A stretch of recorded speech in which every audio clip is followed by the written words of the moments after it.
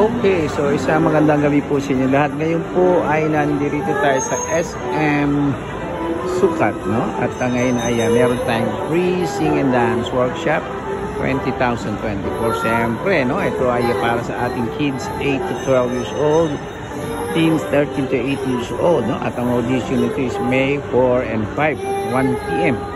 to 5 p.m. second level building B. Well, anyway, ito ho ngayon, ginaganap natin siyempre sa pangunguna ng ating dating konsyehal Rosel Nava, at siyempre andyan din po ang ating konsyehal Allen Tan, no?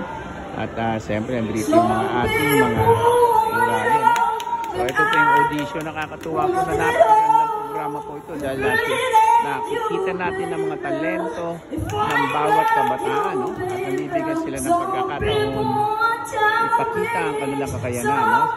Sa pamagitan ng ganitong programa. So, mula po dito sa SM Sukat, at ito ho, nakikita natin. Talika, ha? Thank you so much. Moving forward, we have the Area Mountain Resurrection. Yan. Okay, ha? So, ito yung ating mga nag-workshop contestant, no? Dito for kanilang screening. Okay, no? So, ayun. Thank you so much. Next, moving forward, we have Mary Nichols and Tilias. Okay. Cause every day, every night, I keep looking up the skies, and I pray that someday you will wake up in my arms and love will never end. We belong together, always and forever. Call my name and thank you so much. Next we have Jolly Yugo. Konsyehal Allen Tan at konsyehal Rosel Nava. So magandang gabi po sa inyo. Joey Revolution po ng Joey Vlog 610, no? YouTube channel po natin, no? Lagi po ay pumasok po.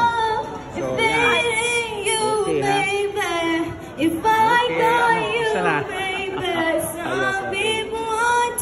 Okay, ha? So magandang gabi po sa inyo lahat. Konsyehal Allen Tan, magandang gabi po sa inyo. Siyempre sa atin din pong Mayor Eric Alright, let's welcome our next auditionist. We have Emmanuel Talusan. Congressman Yasta Muting, at ang buong palunsod na unahan ng ating Villa Puerto Vista. Nabati po sa inyo ng isang magandang gabi.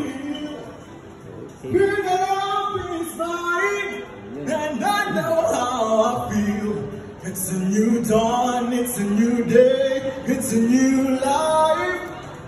It's a new dawn, it's a new day, it's a new life. Joey Vlog.